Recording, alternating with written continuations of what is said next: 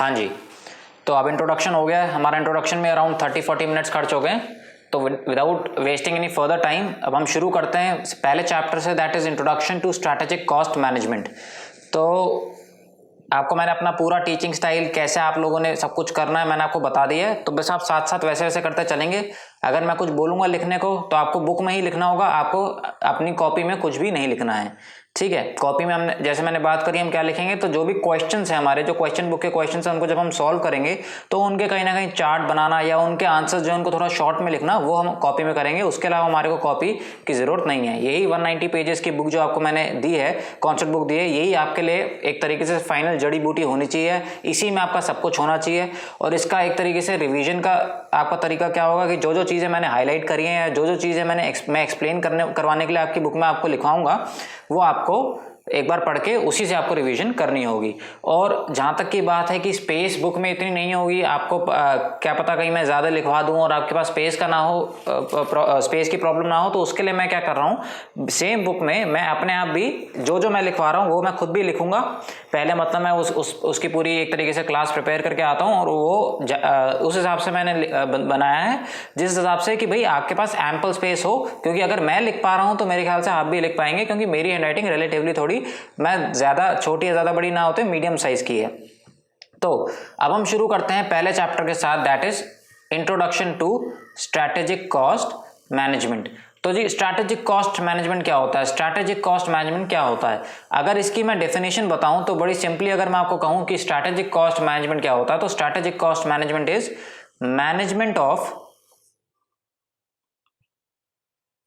Organisational cost. लिखना नहीं है ये, अगर कुछ भी लिखना होगा तो मैं बताऊंगा वो लिखना है। और बाकी ये जो पूरे नोट्स हैं, इस नोट्स की एक तरीके से स्कैन कॉपी आपको या तो मेरे टेलीग्राम चैनल पर, या अगर आपको पर्सनल व्हाट्सएप पे चाहिए हो तो आप मेरे को व्हाट्सएप पे मैसेज छोड़ सकते हैं। मैं आपको व्हाट्सएप पे भी इसकी हर क्लास के बाद स्कैन कॉपी आपको भेज दिया करूंगा, ताकि आप लोगों के लिए नोट राइटिंग ईजी रहे। अगर आप ना भी अभी आप सिर्फ समझना भी चाहते हैं तो आप सिर्फ समझें, बाकी जो ये लिखने वाला होगा इसको आप चाहो तो स्कैन करके अपने पास फिर प्रिंट करवा सकते हो।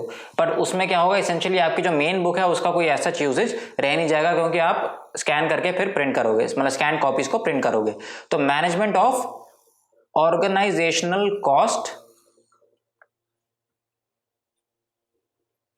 Done strategically.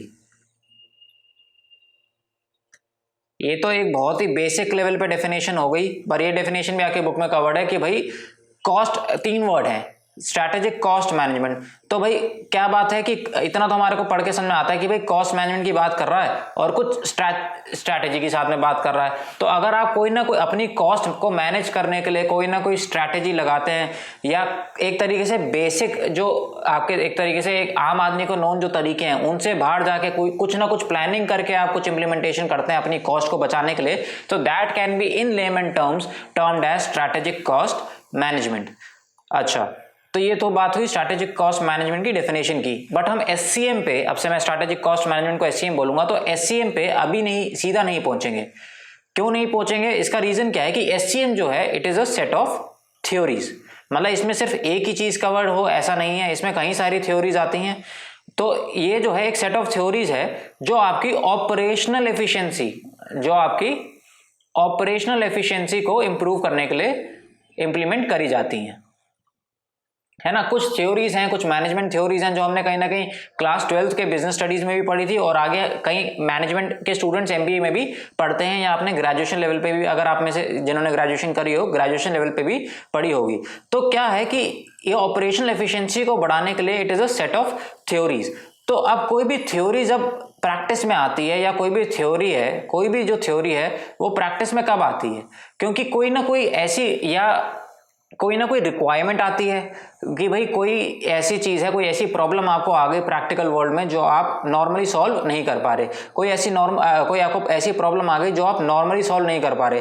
तो उस प्रॉब्लम को सॉल्व करने के लिए आपने एक थ्योरी डिवाइस करी कि हाँ भाई इस थ्योरी से, या ये मैनेजमेंट गुरुज का काम है कि भाई हाँ ये मेरे ख्याल से ये करने से आपका जो आप ऑब्जेक्टिव अचीव करना चाह रहे हो वो अचीव होता है। सॉरी। तो इसी तरह ये मैंने बात करी कि थ्योरीज कैसे एग्जिस्टेंस में आती है। तो जो स्ट्रैटेजिक कॉस्ट मैनेजमेंट थ्योरी, अब अगर हम बात करें तो अभी हम हम ह्यूमन जो एक तरीके से हमारी प्रजाति है वो काफ़ी एवोल्यूशन के बाद हम यहाँ पहुँचे हैं। ऐसा तो है नहीं कि हम कल की पैदाइश हैं। तो क्या बात हो रही है कि जो स्ट्रैटेजिक कॉस्ट मैनेजमेंट है इससे पहले भी कहीं ना कहीं कोई थ्योरी रही होगी, है ना। अगर हम सीधा इसी को पढ़ना शुरू कर देंगे तो कहीं ना कहीं हमारी स्टडी जो है वो इनकम्प्लीट रह जाती है। क्योंकि कई चीज़ों का सार हम नहीं समझ पाएंगे, कई चीज़ों का हम सार या एक तरीके से कह सकते हैं उसका रस, जो मेन उसका कंक्लूजन निकलता है वो हम इतना नहीं समझ पाएंगे, क्योंकि हमारे को ये पता ही नहीं चलेगा कि वो आई कहाँ से है या इस पर्टिकुलर थ्योरी के पीछे क्यों माइंड लगाया गया या इसकी एक तरीके से जो डेवलपमेंट हुई है वो क्यों हुई। क्योंकि हम हमने जो R&D वाला जो काम है, जो रिसर्च एंड डेवलपमेंट का जो प्रोसेस है, हमने वो कंप्लीटली स्किप कर दिया। तो जैसे कि मैंने बात करी, स्ट्रैटेजिक कॉस्ट मैनेजमेंट जो है वो एक सेट ऑफ थ्योरीज है, और इसको समझने के लिए हमारे को थोड़ा पास्ट में जाना पड़ेगा, क्योंकि स्ट्रैटेजिक कॉस्ट मैनेजमेंट से पहले भी भाई हमारे पास कुछ ना कुछ कॉस्ट मैनेजमेंट के लिए थ्योरीज रही होंगी, और उन थ्योरीज की शॉर्टकमिंग्स या उन थ्योरीज की लिमिटेशंस को ओवरकम करने के लिए ये बात हुई कि चलो भाई इस पे काम करते हैं, और फिर नई थ्योरीज आई जिनको नाम दिया गया स्ट्रैटेजिक कॉस्ट, या जिनको एक तरीके से एक अलग क्लाउड में रखा गया जिनको बोला गया स्ट्रैटेजिक कॉस्ट मैनेजमेंट। तो इसलिए एससीएम समझने के लिए हमारे को पहले थोड़ा सा TCM that is traditional cost management समझना चाहिए। एससीएम समझने के लिए हमारे को पहले थोड़ा सा टीसीएम समझना चाहिए कि भाई टीसीएम क्या था, उसमें क्या क्या थ्योरीज थी, उन थ्योरीज की या टीसीएम एज अ होल की क्या लिमिटेशंस थी, और उन लिमिटेशंस की वजह से हमने एससीएम का एक तरीके से इजाद करा, और क्या एससीएम जो है उन लिमिटेशंस को ओवरकम एक्चुअली करता है या नहीं करता है, ठीक है, या किस तरीके से क्यों एससीएम की थ्योरीज बनाई गई कि उन लिमिटेशंस को हम ओवरकम कर पाए, ठीक है। तो अब हम पढ़ते हैं ट्रेडिशनल कॉस्ट मैनेजमेंट के बारे में। तो ट्रेडिशनल कॉस्ट मैनेजमेंट, जैसे मैंने बात करी कि स्ट्रेटेजिक कॉस्ट मैनेजमेंट के बारे में, तो एससीएम की तरह टीसीएम भी एक सेट ऑफ थ्योरीज है to curb the cost of an organization या to effectively manage the cost of an organization. तो अगर इसको मैं बिल्कुल ही लेमैन टर्म में आपको समझाऊं कि भाई ट्रेडिशनल कॉस्ट मैनेजमेंट क्या है, अगर मैं आपको एक ही शब्द में समझाऊं तो जितना भी आपका आईपीसीसी का कॉस्ट है, एक सेंटेंस में इनफैक्ट जो भी आपका आईपीसीसी लेवल पे आपने कॉस्टिंग में पढ़ा है, वो आपका पूरा का पूरा एक एक कॉस्ट शीट हो गया, आपका एब्जॉर्प्शन कॉस्टिंग, या भाई एक हम जो लेबर आर रेट या मशीन आर रेट निकालते थे वो सारी चीजें निकालना, और उसके बेसिस पे कॉस्ट एलोकेशन जो है वो सारा आपका, वो सारी थ्योरी जो थी, वो सारा जो भी हमने प्रैक्टिकल मामला करा था आईपीसीसी में, वो आपका ट्रेडिशनल कॉस्ट मैनेजमेंट है, ठीक है। तो ट्रेडिशनल कॉस्ट मैनेजमेंट क्या है, इट इन्वॉल्व्स एलोकेशन। जो मैंने बात करी कि भाई हमारी कॉस्ट ऐसी कॉस्ट होती थी जो मान लो ऐसी कॉस्ट है जो दो डिपार्टमेंट, एक ऑर्गेनाइजेशन के दो डिपार्टमेंट शेयर करते हैं, तो उन दोनों डिपार्टमेंट में वो कॉस्ट कैसे एलोकेट करी जाए। तो involves allocation of cost and overheads to production, है ना। ये एक बात मैंने कही थी कि भाई दो डिपार्टमेंट है, वो एक कोई कॉस्ट शेयर करते हैं, तो वो कॉस्ट कैसे करी जाए। उसके अलावा कॉस्ट हमने बात करी थी, तो कॉस्ट कितने प्रकार की होती हैं, अगर मैं आपको एक सिंपल उसमें बताऊं, एक अब लिखना आप चाहें तो लिख सकते हैं कि ओवरहेड जो हैं हमारे वो 3 प्रकार के हैं। एक तो आप हो गए प्रोडक्शन, आपके जो डायरेक्टली रिलेटेड टू प्रोडक्शन है, जैसे आपके डायरेक्ट एक्सपेंसेस, तो ये तो आप जो है सीधा ही अपने प्रोडक्शन में लेके जा सकते थे कि भाई जिस भी मटेरियल या जिस भी प्रोडक्ट बनाने में ये मटेरियल लगा, जैसे मटेरियल जो एक तरीके से डायरेक्ट कॉस्ट है, उस प्रोडक्ट की कॉस्ट में इस मटेरियल की कॉस्ट आप एलोकेट कर लोगे, तो उसमें एज सच एलोकेशन की जरूरत जो है वो नहीं पड़ती थी। बट उसके अलावा फिर आते थे हमारे पास एडमिनिस्ट्रेशन कॉस्ट।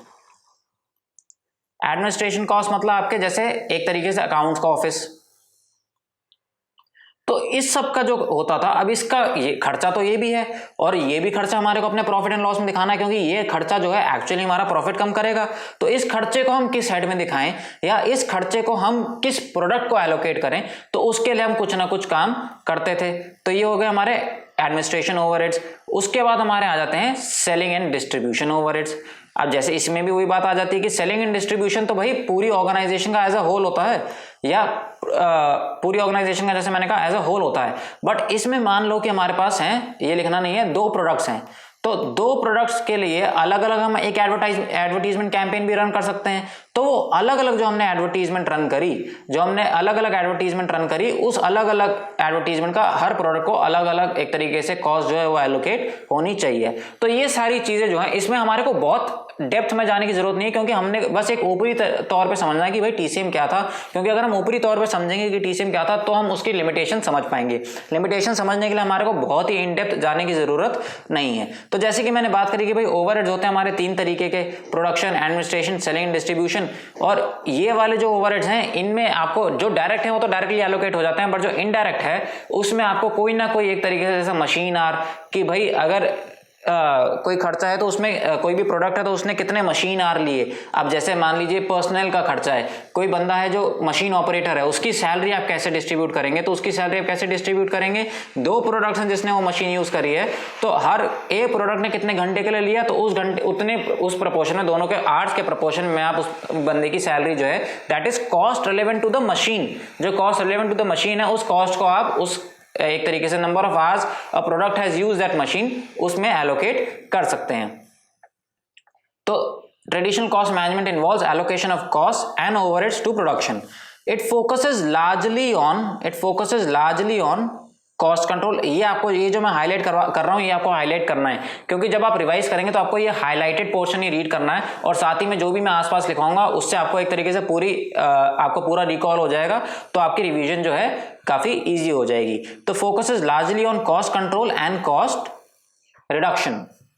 ये एक मूल फंडा है, ये एक टीसीएम का मूल फंडा है, या मेजर सबसे इंपॉर्टेंट जो फंडा है टीसीएम में, ट्रेडिशनल कॉस्ट मैनेजमेंट में, वो ये है कि भाई वो कॉस्ट कंट्रोल और कॉस्ट रिडक्शन पे फोकस करता है। Focus is largely on cost control. इसी की बल्कि आगे चल के अगर आप पढ़ेंगे तो ये इसकी लिमिटेशन भी यही आती है कि भाई इतना फोकस करता है कि वो एक्सेसिव हो जाता है। तो it has excessive focus on cost control and cost reduction, और एक्सेसिव फोकस के वजह से कई बार ऑर्गेनाइजेशन, मतलब सिर्फ कॉस्ट कंट्रोल पे या कॉस्ट रिडक्शन पे एक्सेसिव फोकस की वजह से ऑर्गेनाइजेशंस को जो है वो प्रॉब्लम फेस करनी पड़ती है। वो कैसे होता है उसके लिए मैं अभी एक एग्जांपल आपके साथ शेयर करूंगा, बट अगर हम आगे पढ़ें तो based on assumption that reduce cost, वही मैंने बात करी कि क्यों फोकस करेंगे एक्सेस कॉस्ट कंट्रोल पे, क्योंकि उनको ये लगता है कि भाई अगर हमने कॉस्ट कंट्रोल कर ली तो हमारे जो प्रॉफिट्स हैं वो अपने आप ही बढ़ जाएंगे।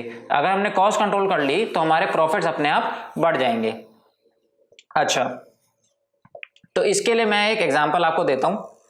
ये एग्जांपल आपको लिखना है। आप ये आपका जो 1 है, 1 के साथ तो आपका ये वाला जो स्पेस है, ये स्पेस आपका खाली होगा, तो आप यहां से शुरू करिएगा। मैं थोड़ा नीचे से शुरू कर रहा हूं, या इनफैक्ट मैं भी आपको यहीं से शुरू करता हूं।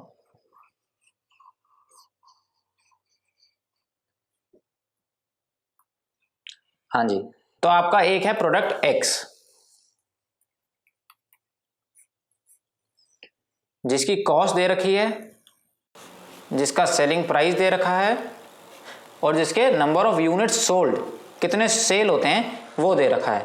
तो उसकी कॉस्ट दे रखी है 35, फॉर एग्जांपल 35 रुपीज उसका। और इस कॉस्ट में आप ये समझ लीजिए कि सारी जितनी भी आपकी कॉस्ट है वो सारी कवर हो रही हैं। जो एलोकेशन होना, that all allocation has been done. 35 इसकी कॉस्ट है और इसका सेलिंग प्राइस है 50, और इसके आप कितनी यूनिट्स बेच पा रहे हैं एट सेलिंग प्राइस 50, तो आप बेच पा रहे हैं 100 यूनिट्स, है ना, आप 100 यूनिट्स बेच पा रहे हैं। अब आपको क्या लगता है कि आपको प्रॉफिट बढ़ाना है, और अज्यूम कर लेते हैं कि आप जो है ऑलरेडी ऐसी ऑपरेशनल एफिशिएंसी पे हो, ऑल्दो ये अज्यूम नहीं भी करेंगे तो भी चलेगा, आपकी ऑपरेशनल एफिशिएंसी ऑलरेडी ऑप्टिमम है। इसका मतलब कि आप जितने भी वेस्टेज जो थी, एबनॉर्मल वेस्टेज जो थी, वो कर्व कर चुके हैं। तो अब आपके पास कॉस्ट कटिंग का एक तरीके से और कोई जरिया नहीं है। बट आपका जो मैनेजर है वो क्या कहता है कि भाई आप मेरे को इजाजत दो, तो ये कॉस्ट जो है, क्योंकि हमारा फोकस जैसे कि हमने बात करी टीसीएम में जो था कॉस्ट कंट्रोल पे था, और largely in fact excessive focus cost control पे था, तो वो कहता है कि भाई अभी भी मैं कॉस्ट कम कर सकता हूं, कहीं ना कहीं थोड़ा प्रोसेस में आनाकानी करके, जो हमारे एक तरीके से मैन्युफैक्चरिंग प्रोसेसेस हैं उनमें थोड़ी बहुत आनाकानी करके मैं अभी भी आपकी कॉस्ट जो है वो कम कर सकता हूं। तो वो कहता है ठीक, तो मैंने कहा ठीक है, क्योंकि मेरा क्या अजम्पशन है कि भाई अगर मेरी कॉस्ट कम होगी तो मेरा प्रॉफिट बढ़ेगा, क्योंकि इस 35 में से जितना भी रुपया नीचे जाएगा उतना रुपया पर प्रोडक्ट मेरे को ज्यादा प्रॉफिट होगा, आम सी बात है। तो वो कहता है कि भाई मैं आपकी 35 की जगह 30 कर दूंगा, मैं 35 की जगह आपकी 30 कर दूंगा। मैंने कहा ठीक है भाई, तो इससे तो मेरे को 5 रुपये पर यूनिट फायदा होगा, बट इससे प्रॉब्लम क्या होगी कि this will result in quality degradation, this will result in, ये आपको लिखने की जरूरत नहीं है, क्वालिटी डिग्रेडेशन। और जब क्वालिटी डिग्रेडेशन होगा तो आपका क्या होगा, ये एकदम नहीं होगा, ये एकदम नहीं होगा, बट आपका ग्रेजुअली क्या होगा, आपकी जो number of units that you are selling वो उसमें रिडक्शन आ जाएगी। ग्रोथ तो दूर की बात, पर उसमें रिडक्शन आ जाएगी। क्यों? क्योंकि आजकल का आप देखें अगर, तो कस्टमर जो है, अच्छा इसके लिए मैं आपको पूरी एक इकोनॉमिक सी थोड़ी सी बातें यहाँ पे करते हैं, इसको समझने के लिए थोड़ी सी इकोनॉमिक सी बातें हम करते हैं जो हमने क्लास 12th में पढ़ी थी कि भाई before LPG, what is LPG, that is liberalisation, privatisation and globalisation, जो 1991 में हमारे फाइनेंस मिनिस्टर श्री मनमोहन सिंह जी के अंडर हुआ था। तो एलपीजी जो है that is liberalisation, privatisation and globalisation, उससे क्या हुआ था कि हमारे लॉज जो हैं वो लिबरल हो गए थे। कई ऐसे सेक्टर्स जिसमें सिर्फ गवर्नमेंट इन्वेस्टेड थी, सिर्फ जिसको ऑर्गेनाइज जो है वो गवर्नमेंट करती थी, उसको प्राइवेटाइज करा गया था। उसमें कहा गया था कि भाई प्राइवेट कंपनीज भी, मतलब पब्लिक लेवल पे और जो गवर्नमेंट के अलावा भी कोई एंटिटीज जो हैं वो भी उसमें काम करें, ठीक है। एंड ग्लोबलाइजेशन, बाहर की जो एक तरीके से कंपनीज हैं या बाहर की ऑर्गेनाइजेशन है, उनको बोला गया कि भाई आप लोग भी आओ इंडिया में आके आप लोग भी अपना बिजनेस करो। तो उससे क्या हुआ, जो इकोनॉमिक पॉलिसी पहले ये चल रही थी कि supply used to attract demand, supply used to attract या सप्लाई अट्रैक्टेड डिमांड। इसका मतलब क्या है कि क्योंकि एक तरीके से ना बाहर का कंपटीशन था, ठीक है, मेजॉरिटी ऑफ द उसमें गवर्नमेंट वो कर रही थी, ठीक है, और लॉज भी इतने लिबरल नहीं थे, तो entry was also not that easy. Entry into a new business, entry for a businessman जो नया कोई आना चाहता है उसके लिए इतनी इजी नहीं थी। तो क्या हो जाता था, this resulted in a monopoly, this resulted in a monopoly. कई सेक्टर्स में ऐसा हो गया कि भाई इसमें मोनोपोली है। क्यों, किस बेसिस पे, आइदर तो या तो है ही इकलौता जो वो सर्विस दे रहा है या वो प्रोडक्ट दे रहा है, या उसके जितने लेवल पे कोई ऑपरेट ही नहीं कर रहा, तो एक तरीके से जो चीज वो दे पा रहा है, जिस प्राइस पे वो दे पा रहा है, उस प्राइस पे कोई नहीं दे पा रहा, है ना। क्योंकि भाई लॉज इतने लिबरल नहीं है, नए लोग इतनी इजीली आ नहीं सकते, और जनरली अगर कंपटीशन किसी में है भी तो वो गवर्नमेंट के साथ है। तो क्या होता था, इकोनॉमिक्स की पुरानी पॉलिसी क्या चलती थी कि भाई supply used to attract demand, supply used to attract demand. तो इसमें क्या होता था, इसमें पिसता कौन था, तो इसमें जो पिसता था वो था कस्टमर। इसमें अगर कोई पिसता था तो वो कौन पिसता था, वो कस्टमर पिसता था, क्योंकि भाई कस्टमर के पास चॉइस थी नहीं, और क्योंकि सप्लायर की मोनोपोली थी तो वो अपने मुताबिक अपनी शर्तों पे प्रोडक्ट जो है वो बेचता था। बट ये 1991 में एलपीजी आने के बाद क्या हुआ, ये जो लिबरलाइजेशन हुई और नई कंपनीज आई, उसको एक कॉम्पिटिशन दिखा, उसको कॉम्पिटिटर दिखा, तो उसमें क्या हुआ, कस्टमर जो है, कस्टमर बिकेम द किंग। मतलब जो डिसीजन मेकिंग पावर है वो सेलर से हटकर कस्टमर के पास आ गई। और अब क्या होने लगा, इकोनॉमिक्स के पॉइंट ऑफ व्यू से अगर हम देखें तो demand used to attract, demand started to attract supply, कि अगर मैं डिमांड करूंगा तो तू बनाएगा, अगर मैं डिमांड करूंगा तो तू बनाएगा, अगर तू बना भी ले, मेरी डिमांड है ही नहीं तो मैं तेरे से क्यों खरीदूंगा, या डिमांड है और मेरे को अच्छी क्वालिटी का प्रोडक्ट चाहिए और तू नहीं दे रहा तो मैं दूसरी ऑर्गेनाइजेशन से ले लूंगा। तो अब जो है कस्टमर जो है अपना वो किंग हो गया, कस्टमर जो है वो अपना किंग हो गया, है ना। तो इस वजह से अब क्या होता था, इस वजह से नए कॉन्सेप्ट्स आए कि भाई एनालिसिस होने लगे, कस्टमर की मतलब कस्टमर एनालिसिस होने लगी, कस्टमर को क्या चाहिए, ठीक है, मार्केट एनालिसिस होने लगे, टारगेट एनालिसिस होने लगे कि भाई मार्केट में डिमांड किस चीज की है, उस हिसाब से फिर भाई जो सप्लायर है वो चीज सप्लाई करेगा, या जो मैन्युफैक्चरर है वो चीज मैन्युफैक्चर करेगा जिसकी एक्चुअली डिमांड है। तो इसी बात पे अगर हम आए कि अब जो इकोनॉमी है हमारी, आजकल जो इकोनॉमी है वो क्या इकोनॉमी है, that is consumer centric economy या कस्टमर सेंट्रिक इकोनॉमी, ठीक है, मतलब कंज्यूमर के आसपास घूमती है, कंज्यूमर किंग है। तो क्या है कि अब क्या है, अब डिमांड सप्लाई अट्रैक्ट करती है, सप्लाई डिमांड अट्रैक्ट नहीं करती। ये एक तरीके से हिंदी में बोला गया तो बिल्कुल ऐसा लगा कि दोनों सेम ही, दोनों बातें कॉन्ट्राडिक्टरी हैं, बट अगर मैं इंग्लिश में बोलूं तो demand, now what happened was कि demand started to attract supply instead of supply attracting demand. तो अब मैंने कहा कि कॉस्ट 30 हुई, तो ग्रेजुअली क्या होगा, क्योंकि भाई कंज्यूमर के पास, कस्टमर के पास, मैंने आपको पूरा इकोनॉमिक्स इसलिए समझाया ताकि आप ये एग्जांपल समझ पाएं, कंज्यूमर के पास और अदर ऑप्शंस भी हैं और बेटर ऑप्शंस भी हैं। तो कंज्यूमर क्या करेगा, वो ग्रेजुअली आपसे खरीदना बंद कर देगा, ग्रेजुअली आपसे खरीदना बंद कर देगा। तो थोड़ा टाइम में आपका क्या होगा कि आपके जो number of unit that can be sold है वो 100 से गिर के 70 हो गए, 100 से गिर के 70 हो गए। तो इफेक्टिवली देखा जाए आपने पर प्रोडक्ट तो अपने आप को मुनाफा करवा लिया, क्योंकि आपको था कि भाई सॉरी हमारा आपकी assumption क्या थी कि भाई reduce cost is better profit, reduce cost will result in better profit. तो पर अगर मैं अब यहाँ पे आपका प्रॉफिट एनालिसिस करूं, मैं आपका प्रॉफिट एनालिसिस करूं तो सिचुएशन 1 में आपका प्रॉफिट है 15 रुपए per unit into 100 unit, that is 1500 rupees, है ना। सिचुएशन 2 में आपका प्रॉफिट है 20 रुपए पर यूनिट, बट आपकी सेल गिर के 70 हो गई, आपकी सेल गिर के 70 हो गई। तो क्या ये डिसीजन लॉन्ग टर्म में आपके लिए बेनिफिशियल रहा? क्या ये डिसीजन लॉन्ग टर्म में आपके बेनिफिशियल रहा? आपका टोटल प्रॉफिट जो है वो तो उल्टा रिड्यूस हो गया। आपका प्रॉफिट पर यूनिट जरूर बढ़ा होगा, बट टोटल प्रॉफिट तो जो प्रॉफिट जिससे जो स्टेक होल्डर्स का प्रॉफिट है, जो शेयर होल्डर्स का प्रॉफिट है वो तो रिड्यूस हो गया। और एक मैनेजमेंट का मेन मोटिव क्या होता है? एक मैनेजमेंट का मेन मोटिव होता है, ये आपने क्लास 12 के बिजनेस में फिर पढ़ा होगा, मैक्सिमाइजेशन ऑफ शेयर होल्डर, जिसको हम बात करते हैं shareholder wealth maximisation, maximisation of shareholder wealth. तो क्या उनका ये जो मोटिव है ये फुलफिल हुआ? नहीं हुआ, क्योंकि हमारा तो भैया प्रॉफिट ज्यादा होने के बजाय प्रॉफिट कम ही हो गया। जो प्रॉफिट हो रहा था वो उसमें गिरावट आ गई, और अगर ये ऐसे ही चलता रहा तो आगे धीरे धीरे करके डिमांड गिरती जाएगी और प्रॉफिट जो है वो ऑर्गेनाइजेशन का गिरता ही जाएगा। क्योंकि आपने क्या करा, आपने प्रोडक्ट की क्वालिटी के साथ खेल दिया, और जहां हमने प्रोडक्ट की क्वालिटी के साथ खेला, कस्टमर इतना आजकल इतना एक तो सिर्फ यही नहीं कि लॉज ऐसे आ गए हैं जो कस्टमर को काफी सपोर्ट करते हैं, बट आजकल सोशल मीडिया का जमाने में world has become one big family. तो कस्टमर को ईच एंड एवरीथिंग के बारे में पता है, कस्टमर जो है ज्यादा जागरूक हो गया है, ज्यादा इन्फॉर्म्ड हो गया है, और ज्यादा इन्फॉर्म्ड होने की वजह से अगर उसको पता है कि भाई ये वाली कंपनी अगर मेरे को ये प्रोडक्ट अच्छा नहीं दे रही तो कौन सी कंपनी दे रही है, तो उसको सब चीजों का पता है। और वो हर चीज से आजकल, क्योंकि टेक्नोलॉजी की वजह से हर चीजों से, किसी भी चीज से वंचित नहीं है, उसको हर चीज की नॉलेज या इंफॉर्मेशन है। तो ये वाली बात हुई कि भाई ये एजम्पशन थी, और ये मैंने आपको साथ ही साथ इसका आपको एक एक्सप्लेन ही कर दिया, जो आगे हम लिमिटेशन पढ़ेंगे, कि भाई इतना excessive focus on cost reduction हो जाता था कि जो आप सोचते थे कि भाई मैं कॉस्ट रिड्यूस करके अपना प्रॉफिट बढ़ा रहा हूं, बट जनरली हो क्या रहा होता था, आपका लॉन्ग टर्म में प्रॉफिट जो है वो गिर ही रहा होता था। ये जो है ये बहुत ही एक शॉर्ट टर्म बेनिफिट आपको देने के लिए है। लॉन्ग टर्म अगर आप अपनी क्वालिटी के साथ खेलेंगे और प्राइस कम करने के, अपनी कॉस्ट कम करने के पीछे इतना भागेंगे कि भाई आपकी प्रोडक्ट की क्वालिटी हैम्पर हो, तो आपको प्रॉब्लम होगी। इसका मतलब ये नहीं है कि आप अपनी कॉस्ट कंट्रोल करने की कोशिश ना करें।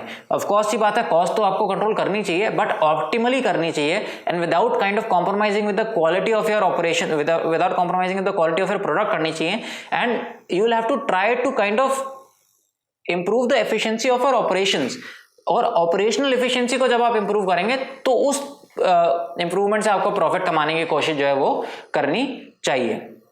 और यही सारी चीजें हम एससीएम में पढ़ेंगे कि भाई एससीएम में जितनी भी सारी स्ट्रैटेजीज हैं वो कहीं ना कहीं बात करती हैं, या जितनी भी सारी थ्योरीज हैं वो कहीं ना कहीं ये बात करती है कि आप अपनी ऑपरेशनल एफिशिएंसी इंप्रूव करें, ताकि आप एज एन एंटिटी ग्रो करें। आपकी जो एक तरीके से आइडल टाइम मान लीजिए, या जो वेस्टेज हो रही है उसको कर्व करने की कोशिश करें, और उसके थ्रू आप अपना कॉस्ट एक तरीके से कंट्रोल या कॉस्ट रिडक्शन करें, ताकि आप फायदेमंद रहें। और उसमें हम एक बात ये भी करेंगे कि जैसे मैंने की बात करी है, हम यहाँ पे सिर्फ अपना ऑर्गेनाइजेशन सेंट्रिक होकर सोच रहे हैं, आपको कस्टमर सेंट्रिक होकर सोचना पड़ेगा। तो आप कस्टमर को ऐसी वैल्यू दे रहे हैं कि आप कॉस्ट रिड्यूस ना भी करें, the customer is willing to pay you that extra buck, the customer is willing to pay you that extra buck, because you are providing the customer with that quality, और you are providing the customer with the exact product that he or she wants. तो ये वाली बात आ जाएगी, तो ये SCM में आगे बात आएगी। और अभी अगर टीसीएम को हम कंप्लीट करें तो लास्ट चीज जो आती है दैट इज वेरिएंस एनालिसिस, जो आपने आईपीसीसी में पढ़ा होगा स्टैंडर्ड कॉस्टिंग के नाम से, जिसमें हम क्या करते थे कि भाई टॉप मैनेजमेंट जो है वो आपको एक तरीके से स्टैंडर्ड सेट करके दे देती थी कि भाई ये यूनिट जो है आपको, इसमें आपको 2 लेबर आवर लगने चाहिए, तो क्या आपको उतने लगे, और ये जो है इसको आप, ये आपका स्टैंडर्ड डेटा होता था, इसको आप मान लीजिए एक्चुअली आपका लगे 2.5 लेबर आवर, तो इसको आप एक्चुअल डेटा से कंपेयर करते थे। और इस डेटा को जब आप कंपेयर करते थे तो और ये जो एनालिसिस करते थे, इस कंपैरिजन को हम इसमें ये कहते थे वेरिएंस एनालिसिस। क्योंकि ये जो डिफरेंस आया है, डिफरेंस वेरिएंस का इनइफेक्टिविटी मतलब यही है कि डिफरेंस, तो variance analysis of the difference in your standard and actual, जो यहाँ पे लिख भी रखा है कि analysis of the difference in standard, analysis of the difference in standard and actual। तो मेरे ख्याल से अब आपको टीसीएम का पूरा ढांचा या टीसीएम का पूरा स्ट्रक्चर एक तरीके से समझ में आ गया होगा कि टीसीएम में जो जो थ्योरीज आती थी वो क्या कवर करती थी, और कुछ नहीं। तो अगर सिर्फ एक लाइन में मेरे को कंक्लूड करना हो तो टीसीएम क्या है कि TCM has excessive focus on cost reduction, या TCM makes excessive focus on cost reduction. और मेन जो वो बात है, TCM the theories of TCM is based on an assumption कि भाई reduced cost will increase my profit, that is reduced cost is equal to better profits for the organization। तो अब हम आते हैं अगली उस पे, that is limitations of TCM। what are the limitations of TCM? तो अब मैंने जो आपको ऊपर सारे पॉइंट्स बताए हैं उसी पॉइंट से जो आगे के जो 6 पॉइंट्स आने वाले लिमिटेशंस के, ये आप ऊपर वाले पॉइंट से निकाल लेंगे कहीं ना कहीं। बट जब आपको अगर क्वेश्चन आएगा, तो you will have to kind of quote the exact things that are written here. आप अंदर इन पॉइंट्स के अंदर कुछ भी लिख सकते हैं, इन पॉइंट्स को एक्सप्लेन करने के लिए अपनी ऑफकोर्स सी बात है लैंग्वेज में अपनी एक तरीके का केस स्टडीज लिख सकते हैं। बट वो इंस्टीट्यूट जो है एक्सपेक्ट क्या करता है कि जो पॉइंट्स हैं वो पॉइंट्स इतने प्रिसाइज हों और इतने आपने एक तरीके से सारे जो भी पॉइंट्स आपको स्टडी मटेरियल में दे रखे हैं वो आपने लिखे हों। तो इनको याद करने के लिए मैंने निमोनिक बनाया है ग्रेड्स। इनको याद करने के लिए मैंने निमोनिक बनाया है grades.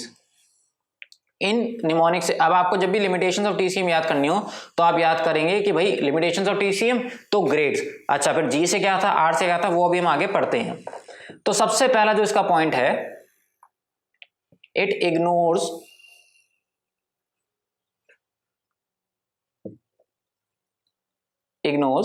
competition, it ignores competition, it ignores market growth and it ignores customer requirement। सारा ही पॉइंट हाईलाइट करेंगे। इसका मतलब क्या है कि इवेंचुअली ये भी लिखना है, it effectively it ignores external factors. जो भी सारा एनालिसिस हो रहा है या जो भी एक तरीके से कॉस्ट कटिंग की बात हो रही है वो सारी अपनी ऑर्गेनाइजेशन के अंदर हो रही है। बाहर क्या चल रहा है, हमारे एक्सटर्नल एनवायरनमेंट में क्या चल रहा है, उस पर हमारा बिल्कुल भी फोकस नहीं है। और इसका अगर मैं एक एग्जांपल दूं, देखो आजकल का अगर मैं कोई भी एग्जांपल आपको दे पाऊंगा तो वहां पे मैं ये दे पाऊंगा कि आप यही चीज दे पाऊंगा कि कहां पे इन ऑर्गेनाइजेशन ने ऐसा करा कि यहाँ भी एक्सटर्नल फैक्टर्स को भी रेक इन करा। तो अगर मैं इसको यहाँ पे आपको एग्जाम्पल दूं एप्पल का, एप्पल जो है किस पे चलता है, ब्रांड वैल्यू पे चलता है। प्रोडक्ट उसका बहुत बढ़िया क्वालिटी है नो डाउट, बट एप्पल की है ब्रांड वैल्यू, क्योंकि प्रोडक्ट कितना भी अच्छा क्यों ना हो but a person should be willing to spend 1 lakh rupees on a mobile phone ना। The person should be willing to spend 1 lakh rupees on a mobile phone. तो 1 लाख रुपए अगर किसी की जेब से निकालने हैं तो प्रोडक्ट अच्छे के साथ साथ एक तो प्रोडक्ट का वो खा रहा है कि भाई प्रोडक्ट अच्छा दे रहा हूँ, साथ ही साथ वो अपनी ब्रांड वैल्यू का खा रहा है, क्योंकि अच्छे प्रोडक्ट्स तो मार्केट में 60-60 हजार के भी मिल रहे हैं। अच्छे प्रोडक्ट्स तो मार्केट में 60-60 हजार के भी मिल रहे हैं। बल्कि जो मैं बात करने वाला हूं वो ये करने वाला हूं कि एप्पल ने अपने कंपटीशन को इग्नोर नहीं करा। एप्पल ने इसके बावजूद कि it was capable enough to sell its device for 1 lakh rupees, Apple ने अपने कंपटीशन को इग्नोर नहीं करा और देखा कि सैमसंग जैसी कंपनीज या फॉर दैट मैटर आजकल जो सबसे ज्यादा चल रही है वन प्लस जैसी कंपनीज क्या कर रही हैं कि भाई कॉस्ट एफिशिएंट, नॉट एकदम कॉस्ट एफिशिएंट रियलमी या रेडमी जैसा कॉस्ट एफिशिएंट नहीं, but as compare to Apple. अब वन प्लस जो है उसका जो फ्लैगशिप फोन है, फ्लैगशिप इज आपका प्रीमियम रेंज वाला जो सबसे टॉप प्रायोरिटी मोबाइल होगा आपका, जो फ्लैगशिप फोन है that ranges from 50 to 55K।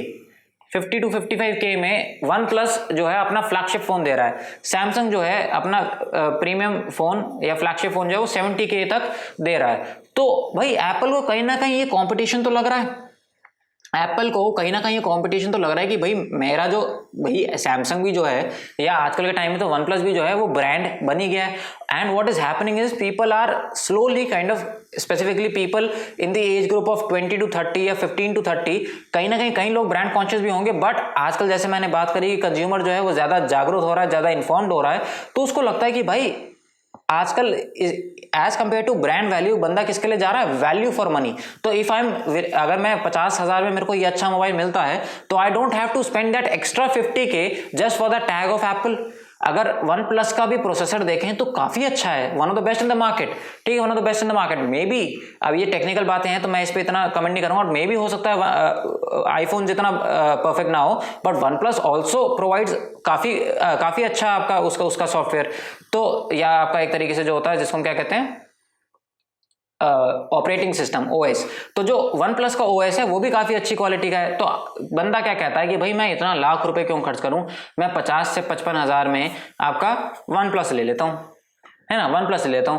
तो ये प्रॉब्लम हो रही थी, तो एप्पल ने ये चीज रिकॉग्नाइज करी, एप्पल ने कहा कि भाई मैं वो वाली गलती नहीं करूंगा जो पुरानी ऑर्गेनाइजेशंस करती आई हैं कि भाई अपने कंपटीशन को बिल्कुल इग्नोर कर देती हैं, अपनी मार्केट को समझ नहीं पाती, अपने कस्टमर की रिक्वायरमेंट को समझ नहीं पाती। उन्होंने क्या कहा कि भाई एक्स निकाला, आईफोन एक्स निकाला कि भाई 1 लाख रुपए का फोन है, नो डाउट 1 लाख रुपए का मैंने फोन निकाला, बट आईफोन एक्स आर या एक्सएस करके मैंने नीचे वाला फोन भी निकाल दी जो 50 से 55 हजार की रेंज के हैं। फिर आईफोन 11 प्रो निकाला, अग्रीड की भाई लाख रुपए से ऊपर का है, बट मैंने आईफोन 11 भी निकाल दिया जो भाई 60 हजार में बंदा ले सकता है।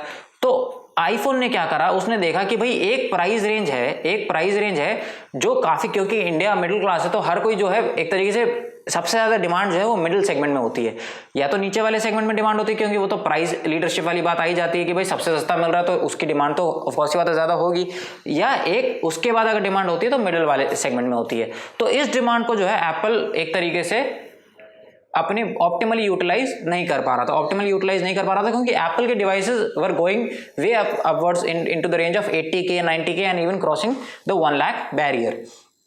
तो एप्पल ने कंपटीशन को समझा, एप्पल ने मार्केट को समझा, एप्पल ने यहाँ तक कि कस्टमर रिक्वायरमेंट को समझा और कहा कि भाई मैं अपना मोबाइल जो है अब मैं, और ध्यान रखिए क्वालिटी डिग्रेड नहीं करी उसने क्वालिटी डिग्रेड नहीं करी, कुछ फीचर्स पे कट ऑन करा, बट उसका प्रोसेसर जो उसके अच्छी क्वालिटीज थी, या जो उसका टच की जैसे तारीफ होती है, उसकी स्पीड की तारीफ होती है, उसकी ओएस की तारीफ होती है, तो उन चीजों को इंटैक्ट रखते हुए उन्होंने एक ऐसा डिवाइस निकाला कि भाई ये डिवाइस है हमारे फ्लैगशिप फोन से सस्ता है, but still it is the latest in the market and it has the best qualities of us. तो उन डिवाइसेस ने वन प्लस को या सैमसंग को फिर अगेन अच्छा कॉम्पिटिशन दिया, ठीक है। तो यहाँ पे मैं एक तरीके से वो कर रहा हूँ कि भाई SCM की मतलब ये जो स्ट्रैटेजी या एक तरीके से थ्योरी फॉलो करेगी, दैट वाज SCM, कि उन्होंने अपने कंपटीशन को या अपने कस्टमर रिक्वायरमेंट को बिल्कुल भी इग्नोर नहीं करा। दूसरी चीज, limited focus on review and improvisation. अभी जो मैंने एग्जांपल दिया एप्पल का, that was a classic example of improvisation, कि भाई मैं सिर्फ ये नहीं करूंगा कि भाई मैं ऊपर जाते जाऊंगा। अगर आप, और सबसे बड़ी बात एप्पल का अगर आप देखें तो एप्पल सबसे ज्यादा जो एक्सपेंडिचर है एप्पल का, दैट इज ऑन R&D। उनका कंसिस्टेंट और कंटिन्यूअस एक्सपेंडिचर जो है सबसे ज्यादा जो है R&D पे। उनके एडवर्टीजमेंट पे इतना एक्सपेंडिचर नहीं है, उनके R&D पे एक्सपेंडिचर है, क्योंकि they strive to provide you with the best possible product. तो उनका कंटिन्यूअसली वो कहते हैं कि भाई हमने इंप्रोवाइज करना है। और इंप्रोवाइज क्या होता है कि भाई आप, जरूरी नहीं है कि एक जगह अगर आप फंस गए हो या एक स्ट्रैटेजी से अगर आप चल रहे हो तो वो आप कंसिस्टेंटली फॉलो वही करते रहें, चाहे वो स्ट्रैटेजी आपको लॉसेस या आपका एक तरीके से मुनाफा ना करा रही हो। तो ये वाली बात है। तो एप्पल ने ये बात समझी कि भाई मैं प्रोडक्ट तो अच्छा दे रहा हूं, मैं R&D पे पूरा इन्वेस्ट कर रहा हूं, और मेरी जो एक तरीके से मार्केट है वो मार्केट मेरी अभी भी इंटैक्ट है, बट क्या हो रहा है, एक कंसिडरेबल सेक्टर ऑफ मार्केट, एक कंसिडरेबल सेगमेंट ऑफ मार्केट मेरे उससे हाथों से जाता जा रहा है। तो एप्पल ने इंप्रोवाइज करा कि हाँ भाई, मैंने जैसे कि मैंने बात करी कि भाई लाख रुपए के फोन के साथ 60 हजार का फोन भी निकाल दिया। तो एप्पल ने improvise करा। तो that was again a classic example of improvisation, and that was the theory that was followed by Apple will be covered under the ambit of SCM, or will come under the ambit of SCM। अच्छा, तीसरी चीज, reactive approach.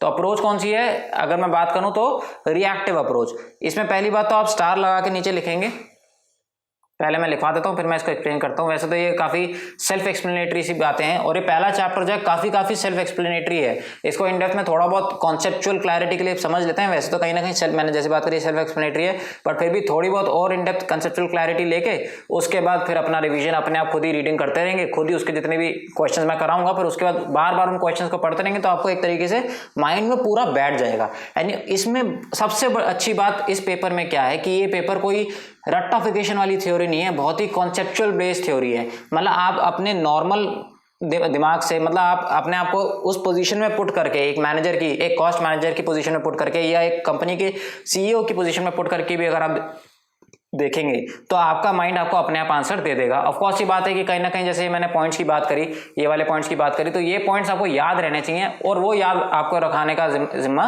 मेरा। अच्छा, तो reactive approach, इसमें लिखेंगे, नीचे star लगा के लिखेंगे, इन today's world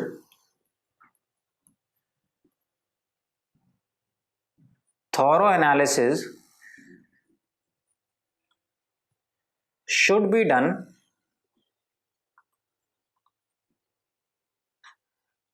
beforehand. That is, one should be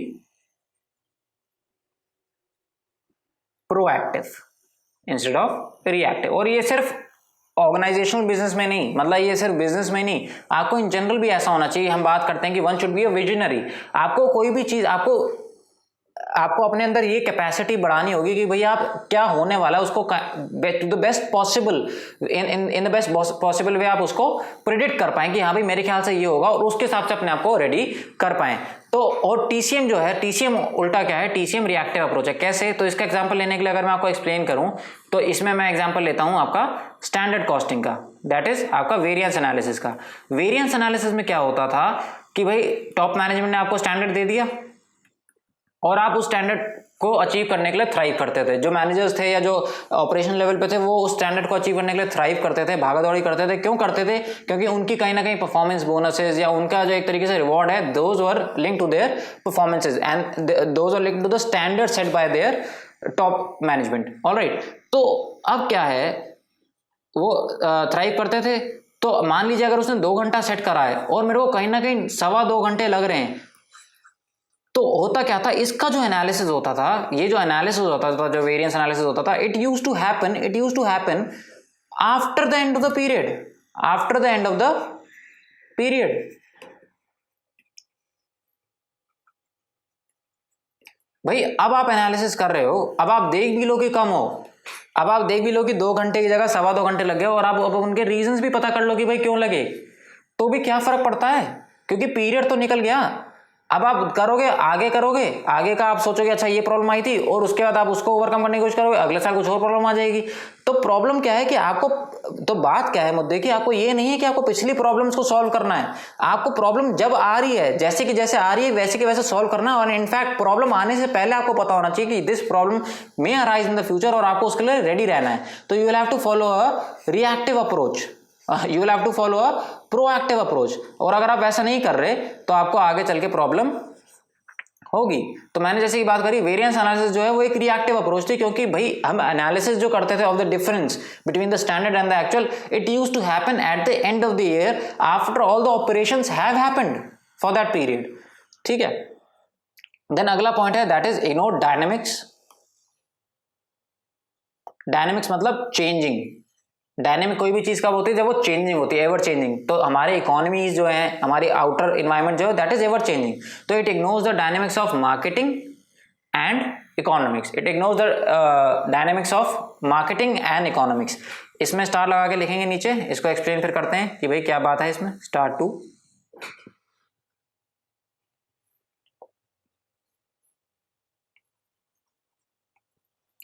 because it relies on, ये तो आपको वैसे साथ साथ ही पता चल रहा होगा कि भाई टीसीएम जो है काफी ही फोरगॉन सी एक सेट ऑफ थ्योरीज थी या सेट ऑफ स्ट्रैटेजीज थी। और ये स्ट्रैटेजीज आजकल के वर्ल्ड में, आजकल के इतने कॉम्पिटिटिव, आजकल के इतने चेंजिंग वर्ल्ड में, और ऐसे वर्ल्ड में जहाँ पे कंज्यूमर किंग है, ऐसे वर्ल्ड में बिल्कुल भी ऑर्गेनाइजेशनल वर्ल्ड में नहीं चल सकती। तो इसकी सारी लिमिटेशन जो है वो हम कवर कर रहे हैं, और इन्हीं लिमिटेशंस को ओवरकम करने के लिए एससीएम का इजाद हुआ। तो ऐसा भी क्वेश्चन आ सकता है कि state the limitations of TCM and how has SCM overcome those limitations, how has SCM overcome those limitations. तो उसके लिए हम ये 6 लिमिटेशंस वो करेंगे, और कैसे उसको ओवरकम करा ये हम आगे पढ़ेंगे, जिसमें आगे बात आएगी कि भाई एससीएम की नेसेसिटी जब हम पढ़ेंगे, जब हम एससीएम की नेसेसिटी पढ़ेंगे, तो ये आपको ऑफकोर्स ये बात है, जब क्वेश्चन आएंगे तो आपको बिल्कुल ही स्ट्रेट फॉरवर्ड क्वेश्चन नहीं आएगा, आपको माइंड में ये फ्रेम करना पड़ेगा कि भाई इसके जवाब में मेरे को क्या लिखना है। आप जो पढ़ोगे, जो आपका पूरा स्टडी मटेरियल आपको प्रोवाइडेड है, आपको उसको एप्लीकेशन भी करना है कि भाई ये जो मैंने पढ़ा हुआ है इस क्वेश्चन के हिसाब से ये चीज रिलेवेंट है, तो ये मेरे को लिखनी है। ठीक है, तो अभी फिलहाल यहां पे लिखते हैं because it relies on accounting data. जैसे कि मैंने बात करी कि कस्टमर एनालिसिस, मार्केट एनालिसिस, वो सारी चीजें तो होती ही नहीं थी, तो हमारे पास एक ही डेटा होता था जो हमारा अकाउंट डिपार्टमेंट सेट करता है। हम कोई भी ऐसे बंदे को हायर करते नहीं थे या ऐसे ऑर्गेनाइजेशंस को हायर करते नहीं थे जो हमारे लिए एनालिसिस करे, हमारे को वेरियस टाइप्स ऑफ रिपोर्ट थे जिनके बेसिस पे हम डिसीजन मेकिंग कर पाए। तो ऐसा कुछ होता नहीं था, तो हम रिलाय किस पे करते थे, अकाउंटिंग डेटा पे। और अकाउंटिंग डेटा पहली बात तो मिसलीडिंग हो सकता है, और वो बिल्कुल भी एक तरीके से अकाउंटिंग डेटा तो आपके प्रॉफिट एंड लॉस देखता है, या एक तरीके जो भी आपके ऑर्गेनाइजेशन के अंदर हो रहा है सारी चीजें बस वही रिपोर्ट करता है, बाहर क्या हो रहा है उसमें कुछ भी उसकी रिपोर्टिंग नहीं होती है। तो हम ऑफकोर्स ही बात है, जब हम देखी उस या डिसीजन उसी चीज को देख के ले रहे हैं जो हमारे अंदर का जमा खाता बता रहा है, तो हम मार्केटिंग या बाहर जो भी हमारी इकोनॉमी में जो भी हो रहा है हम उसको पूरा इग्नोर करके चल रहे हैं। तो because it relies on accounting data which can be misleading at times.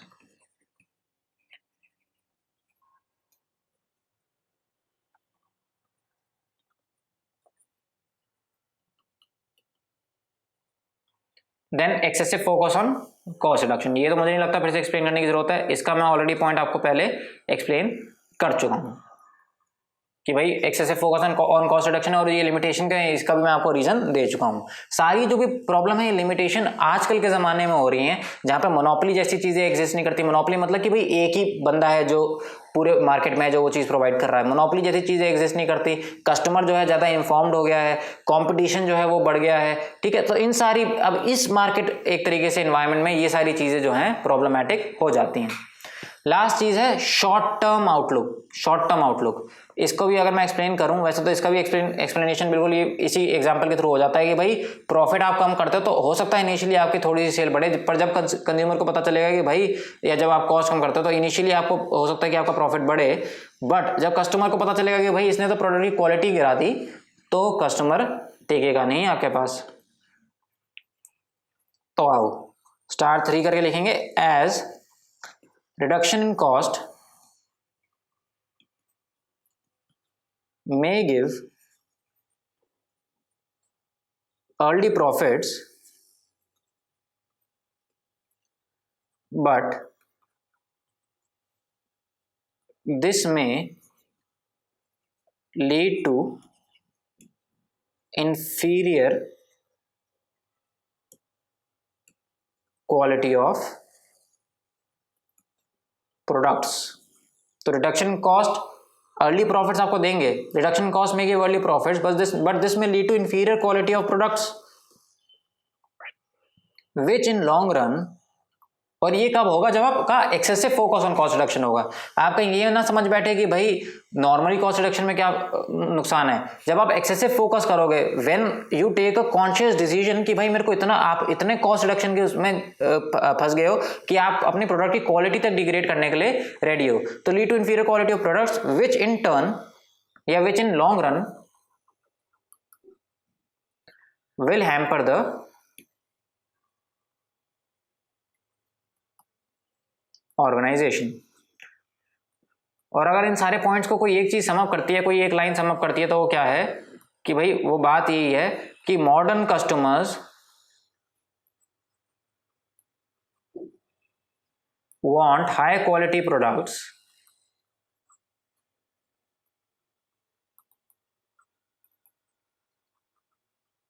Eight best possible price, है ना। तो ये सारी चीजें अगर आपने लिख ली, modern customers want high quality products at best possible price, तो मेरे ख्याल से इन डेप्थ आपको लिमिटेशंस और टीसीएम सारी समझ में आ गई होंगी। एक बार इसको याद कराने के लिए मैं आपको बता देता हूं कि भाई ग्रेड्स याद रखना है। क्या है, जी से आपका आ जाता है ग्रोथ, मार्केट ग्रोथ को इग्नोर करके चलता है, जी से आपको याद रखना है ग्रोथ। आर से आपका आ जाता है रिव्यू, आर से आपका जाता है रिव्यू, कि भाई रिव्यू और इंप्रोवाइजेशन जैसी चीजों पे इसका फोकस जो है वो बहुत ही लिमिटेड है, ठीक है।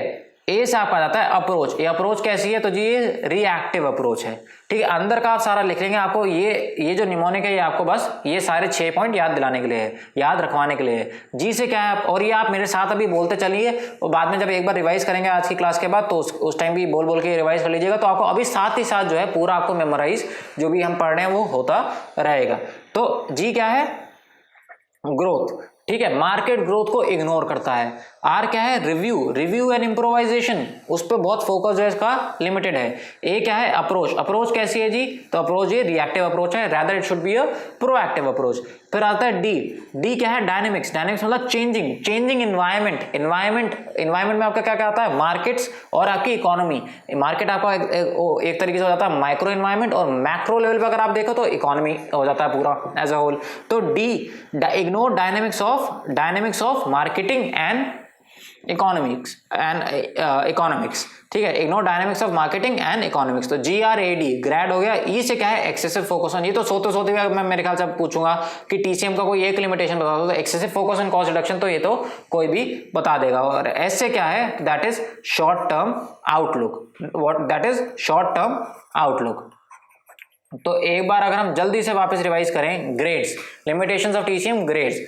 तो जी से क्या है आपका ग्रोथ, ठीक है, ग्रोथ को बिल्कुल इग्नोर करके चलता है। ग्रोथ किस प्रकार की, मार्केट ग्रोथ, साथ ही साथ कस्टमर, मतलब ये जो आसपास के पॉइंट है ये तो आपको उसी के साथ जब आप 2-3 बार पढ़ेंगे आपको अपने आप ही ग्रोथ के साथ कस्टमर रिक्वायरमेंट कंपटीशन जो है वो याद रहना शुरू हो जाएगा। तो जी से आपको क्या है, ग्रोथ। आर से क्या है, रिव्यू एंड इम्प्रोवाइजेशन, उस पर भी फोकस जो है भाई साहब का बड़ा लिमिटेड है, TCM का जो है बहुत लिमिटेड है। ए से क्या है, तो अप्रोच कैसी है, तो it is a reactive approach.